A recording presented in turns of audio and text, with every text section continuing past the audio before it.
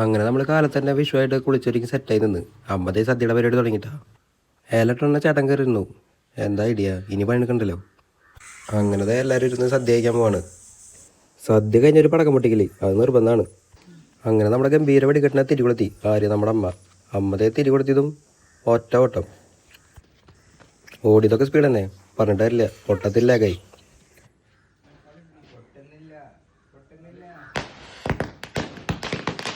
പൊട്ടിയതൊക്കെ മനസ്സിലായി കാശിപ്പോ. ഇതാണ് നമ്മുടെ അനിയത്തി ഗോപു. ടീം വിഷുവായിട്ട് ക്ലേ ഉണ്ടാക്കിക്കൊണ്ടിരിക്കുകയാണ്. ഇവിടത്തെ ഇപ്പോൾ ഇവിടുന്ന് ഫുഡ് കഴിച്ചു. ഇന്നത്തെ ദിവസം ഉഷാറായി. അത് കഴിഞ്ഞിട്ട് ഗോപനെ സാരി ഒക്കെ എടുത്തോണ്ട് മേമ. എന്താ കാര്യം, ടീമിന് ക്ഷമില്ലാത്തതുകൊണ്ട് അതൊക്കെ വലിച്ചെറിഞ്ഞ്. അത് കഴിഞ്ഞ് ഇവിടുന്ന് പടക്കം പൊട്ടിച്ചു, ഓലപ്പടക്കം. എന്താ സൗണ്ട്, ഉഷാറായി. ഇതാണ് നമ്മുടെ രാത്രി വൈബ്, അതും മാമൻ്റെ വീട്ടിൽ. ഇവിടെ കുറേ ഉണ്ട് ചെറുതും വലുതൊക്കെ ആയിട്ട്. ഇവിടെ വന്ന എല്ലാവരും ചെറുത് തന്നെ. അമ്മ കണ്ടില്ലേ, ഞാനൊരു പിരിപിരി എടുത്ത് കാച്ചി. എന്താ രസം, മോളിൽ പോയി വിരിയല്ലേ. ഇതൊക്കെ തന്നെയാണ് നമ്മുടെ വിഷു. നിങ്ങളുടെ നാട്ടിൽ വിഷു എങ്ങനെ ആഘോഷിക്കാമെന്ന് കമൻറ്റ് ഇട്ടോട്ടോ. അപ്പോൾ ഇത്രയുള്ള വീഡിയോ. അപ്പോൾ ഒക്കെ ബൈ.